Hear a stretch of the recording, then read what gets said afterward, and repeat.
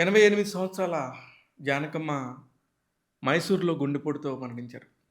ఆమె తుది శ్వాస విడిచినప్పుడు ఆసుపత్రిలోనే మరణించడం జరిగింది. ఎన్ని వేల పాటలు, ఎన్ని అద్భుతమైన విజయాలు. ఎలాంటి, ఎలాంటి వారికి పాడిన వాళ్ళతోనే నిజంగా వాళ్ళే పాడారా అన్నట్టు ఉండే ఆమె గొంతు. మిమిక్రీని కలబోస్తారు. ఆమెకంటూ ఒక సెపరేట్ స్టైలు. అసలు ఆ పాట వినగానే జానకమ్మ పాడేశారు అని చెప్పగలిగే అంత అద్భుతమైన వాయిస్. గానకోకిల. నైటింగేల్ ఆఫ్ ఇండియా అంటారు ఆమెని.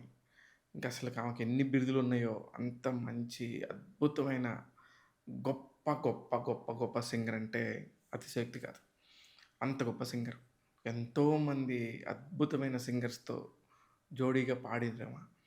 ప్రతి ఒక్క సింగర్‌ని కూడా ఆకాశానికి ఎత్తేవారామె. దేనికంటే బాలసుబ్రహ్మణ్యం గారితో ఆమె మాట్లాడుతున్నప్పుడు, ఆమె జోకులేస్తున్నప్పుడు, సుశీల గారితో ఆమె మంచిగా మాట్లాడుతున్నప్పుడు ఎంత బ్యూటిఫుల్‌గా ఉండేదో. ఎందుకంటే వీళ్ళందరిని దగ్గర నుండి చూసా నేను. సునీత గారు, విజయలక్ష్మి గారు, ఇంకా చాలామంది సింగర్స్‌తోని, వాణి జయరాం గారు వీళ్ళందరితోని సంజయ్ కిషోర్ అని సంగమం అకాడమీ చైర్మన్ ఉండేవారు. ఆయన చేసే ఏర్పాట్లలో అనేక సార్లు వీళ్ళు పాల్గొన్నారు. ఎన్నో బ్యూటిఫుల్ పాటలు. ఇక పర్సనల్‌గా అయితే చాలా పెద్ద పెద్ద మ్యూజిక్ డైరెక్టర్‌లకి కూడా ఈమె చాలా ఫేవరెట్. ఒకే ఒక్క లేడీ సింగర్ మ్యూజిక్ డైరెక్షన్ చేసింది ఆమె ఎస్. జానకి గారు మాత్రమే. ఇకపోతే అవార్డులంటారా అసలు అవార్డులకి లెక్కే లేదు. ఒక సింగర్‌కి ఇన్ని అవార్డులు అంటే భారతదేశంలో అత్యధికంగా ఈమెకే వచ్చినాయేమో అన్నట్టుగా ఎస్పెషల్లీ సౌత్ ఇండియాలో. సౌత్ ఇండియాలో ఈమెకొచ్చినన్ని అవార్డులు ఎవరికీ రాలేదు. ఈరోజు జూలై 11 తారీఖున మైసూర్‌లో కాలం చేశారామె. ఇకపోతే ఈమె గురించి నాకు తెలిసి నేను విశ్లేషించిన కొన్ని విషయాలు మీకు చెప్తాను. 1938 సంవత్సరంలో రేపెల్లెలో జన్మించారు. రేపెల్లె దగ్గర పల్లపట్ల అనే ఒక ఊర్లో. 9దో సంవత్సరంలోనే ఆమెకి పాట పాడే అవకాశం వచ్చింది. ఆమె స్టేజీకి సంబంధించి ఆమెలోని గానాన్ని గమనించిన తండ్రి శ్రీరామ్మూర్తి గారు ఆమెకు చిన్నప్పటి నుంచే చాలా ఎంకరేజ్ చేశారు. ఆమెకి 20 సంవత్సరాలు వచ్చే టైంలోనే ఆమె చెన్నైకెళ్ళిపోయారు. అది సినిమా సింగర్‌గా ఆమెకు అవకాశాలొచ్చినాయి. 1957లో మొట్టమొదటిసారిగా ఆమె మెగా అంటే ఐ మీన్ ఒక 70 స్క్రీన్‌కి సంబంధించిన ఒక పాటకి ఎలా పాడాలనేది మొట్టమొదటి సినిమా 'ఎమ్మెల్యే' అనే ఒక సినిమాలోనే పాడటం స్టార్ట్ చేశారు. అప్పటినుంచి ఆమె జైత్రయాత్ర అలా కొనసాగుతూనే దాదాపు 2017 వరకు 2016లో ఆమె ఒక స్టేట్మెంట్ ఇచ్చారు. ఇక్కడి నుంచి నేను పాడను పాటలు అని. అప్పటి వరకు ఆమె అప్రతిహతంగా కొనసాగుతూనే ఉండింది. అప్పటి వరకు కూడా ఆమె ఎక్కడొకక్కడ ఏదో ఒక భాషలో పాడుతూనే ఉండింది. భారతదేశంలోని అత్యధిక భాషల్లో ఎస్‌పి బాలసుబ్రహ్మణ్యం గారు పాడితే, ఆమె తర్వాత ఉమెన్‌గా ఎక్కువ భాషల్లో పాటలు పాడినామ ఎస్. జానకి గారు. దాదాపు 50,000 పాటలు పాడారు. అన్ని భాషల్లో కలిపి 50,000 పాటలు. అసలకి ఎన్ని రకాల పాటలు. ఇంకా మలయాళంలో అయితే ఆమెని ఒక అమ్మలాగానే చూస్తారు. మలయాళంలో ఏకంగా 11 సార్లు ఆమె ఆ కేరళ స్టేట్ అవార్డ్స్ తీసుకున్నారు. అలాగే తెలుగులో 10 సార్లు నంది అవార్డులు అందుకున్నారు. ఇక తమిళనాడుకి సంబంధించి అయితే 6 సార్లు అవార్డు తీసుకుంటే, కన్నడలో ఒకసారి, ఒరిస్సాలో ఒకసారి ఆమె అవార్డులు తీసుకోవటంతో పాటు నేషనల్ అవార్డ్స్ 4 సార్లు తీసుకున్నారు. ఇంకా ఇంకా ఇక కాకుండా ఇంకా వ్యక్తిగతమైన అవార్డులు, 'జేసుదాస్' అవార్డులు, 'వేటూరి' గారి అవార్డులు ఇంకా అయితే లెక్కకు మించి ఉన్నాయి. ఇలాంటి అసలు ఆమె అంత గొప్ప సింగరు. అంటే మనం రోజు పాటలు వింటూ ఉంటాం. ఒక 'ఇళయరాజా' గారి కాంబినేషన్ అయ్యుండొచ్చు. 'ఏఆర్ రెహమాన్' గారి పాటలయ్యుండొచ్చు.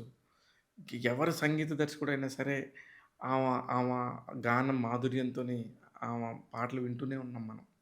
దాదాపు అన్ని వేల పాటలంటే ఏ ఏ ర్యాండమ్‌గా ఏ 3 సినిమాల్లో తీసుకున్నా కూడా 60స్ నుంచి 2010 వరకు లెక్కేసుకుంటే ఏ 3 సినిమాలు తీసుకున్నా అందులో ఒక సినిమాలో ఆమె పాట ఖచ్చితంగా ఉండుండేది. ఎందుకంటే గాన గంధర్వుడు బాలసుబ్రహ్మణ్యం గారి పక్కన ఎక్కువ పాటలు పాడిన మనిషి కూడా ఎక్కువ పాటలు పాడిన సింగర్ కూడా ఎస్. జానకి గారే. అందరూ గూడా అమ్మ, అమ్మ అంటూ ఎంతో అభిమానంగా, గౌరవంగా పలకరిస్తారు. మాధవపెద్ది సురేష్ గారికి, ఆమెకి చాలా దగ్గర సాన్నిహిత్యం ఉంది. సంగీత దర్శకుడు. వాళ్ళ ఇంట్లోనే నేను ఆమెని పర్టిక్యులర్‌గా కలిసాను. అలాగే రవీంద్ర భారతిలో సంజయ్, సంజయ్ గారి దగ్గర కలిసాను. చాలా మంది దగ్గర ఆమెని దగ్గరగా చూసే అవకాశం దక్కింది. అలాగే స్వర్ణయుగ సంగీత దర్శకులని ఒక పుస్తక విడుదలకి పులకం చిన్నారాయణ గారు రచిస్తే, ఆ వేడుకకి బాలసుబ్రహ్మణ్యం గారు, ఎస్. జానకి గారు ప్రత్యేకంగా హాజరయ్యారు. చాలా కన్నుల పండుగగా జరిగింది ఆ ఫంక్షను. ఇలాంటి సందర్భాల్లో ఆమెతో పర్సనల్‌గా కలవడానికి దాదాపు 20, 30 సార్లు నాకు అవకాశం దక్కింది. ఎప్పుడు గూడా ఆమె టచ్ గానీ, ఆమె పట్టుకునే విధానం గానీ, ఎంత ప్రేమగా దగ్గరికి తీసుకుంటదో. చాలా చాలా ప్రేమగా ఉండేది. నాకు బాగా గుర్తు సింగర్ కౌముది ఇప్పుడు యాంకర్ అయింది, ప్రొడ్యూసర్ అయింది. ఆమెకు కూడా జానకి గారు చాలా క్లోజ్. ఇలాగ చాలా మందికి అసలు సంగీత ప్రపంచం అంటే ఇంకా ఆమెకి అందరూ పిల్లల్లాగా చూసుకునేవారు. ఇప్పుడు సునీత గారు గానీ, పెద్ద పెద్ద సింగర్స్ ఇంకా చాలా మందికి ఆమె అమ్మలాగా గీతా మాధురి గారు గానీ, పర్ణిక వీళ్ళందరూ గూడా ఆమెతో ఎంత బాగా దగ్గరగా ఉండేవాళ్ళో. అలాగే శ్రీకృష్ణ గారు. వీళ్ళందరికి కూడా చాలా చాలా చాలా దగ్గరగా ఉండేదామె. లాస్ట్ ఇయర్ వాళ్ళ కొడుకు మరణం చాలా ఆమెకి చాలా తీరని లోటులాగా ఉండింది. మొన్న ఈ మధ్య దాకా కూడా ఇక్కడ హైదరాబాద్ ఔట్‌కట్స్‌లో ఉండేవారు. కొంచెం హెల్త్ బాలేదు. కొంచెం ఇబ్బందికరమైన వైరల్ ఫీవర్స్ వస్తున్నాయని జెప్పేసి అన్నారు. కట్ చేస్తే ఇప్పుడు మైసూర్‌లో ఆమె చనిపోవడం నిజంగా బాధాకరమైన విషయం. ఎప్పటికైనా చావు ఉంటది గానీ, ఇలాగా పోవటం అనేది అందరూ కూడా జీర్ణించుకోలేని సంగీత ప్రపంచం ఎస్పెషల్లీ నివ్వెరపోయింది. తెలుగు సినిమాకి సంబంధించి గొప్ప గర్వకారణంగా మాడే వ్యక్తుల్లో ఖచ్చితంగా ఎస్. జానకి గారు ముందుంటారు. ఆమె అసలకి ఆమె పాటలు ఇప్పటికి గూడా ఎన్ని పాటలైనా అసలు పాట అలా వినగానే ఇది జానకి గారి సాంగ్ అనేది గుర్తొచ్చే మనిషి ఏకైక సింగర్ ఎస్. జానకి గారు. అసలు చిన్న పిల్లల్లాగా మిమిక్రీ చేస్తారామె. ఆడతారు, పాడతారు. ఒకేలాంటి కట్టు, బొట్టు అత్యద్భుతమైన కట్టు, బొట్టు. 1959లో 1959లో రాంప్రసాద్ గారితో ఆమెకి వివాహమైంది. ఆయన 1997లో కాలం చేశారు. ఆయన కూడా గుండెపోటుతోనే పోయారు. ఇలాగ ఆమెకు సంబంధించిన ఇంకా విషయాలు మాట్లాడుకుంటూ ఉంటే రేపటిదాకా మాట్లాడుకోవచ్చు. అన్ని గొప్ప విషయాలున్నాయి ఆమె కెరియర్‌లో. 9 ఏళ్లకే ఆమె స్టేజ్ పెర్ఫార్మన్స్ ఇవ్వడం ఏంటి, ఎక్కడ పెద్ద శాస్త్రీయ సంగీతం గానీ, అద్భుతంగా గానీ నేర్చుకున్న దాఖలాలేమి లేవు. ఆమెకలాగా భగవంతుడిచ్చిన వరం. అలాగా అత్యద్భుతంగా పాడతారు. అసలు ఏ భాష అనేది సంబంధం లేదు.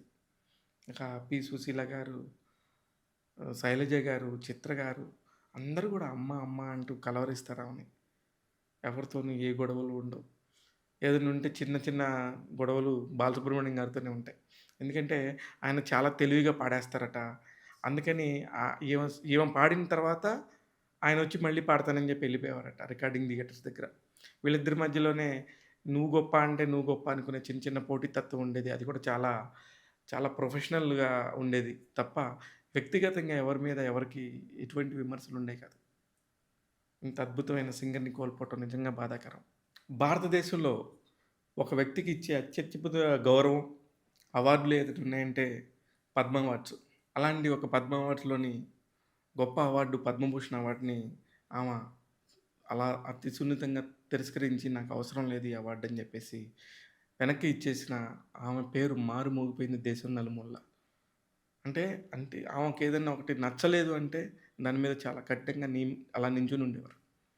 భారత ప్రభుత్వానికి సంబంధించి ఆమె ఎందుకని అది తీసుకున్నారనేది తర్వాత వీడియోలో మీకు చెప్తాను. చూస్తూనే ఉండండి టాక్ తెలుగు. ఇలాంటి అనేక విశేషాలను ఎప్పటికప్పుడు మీకు అందిస్తూ ఉంటాను. నేను మీ శివ మల్లాల.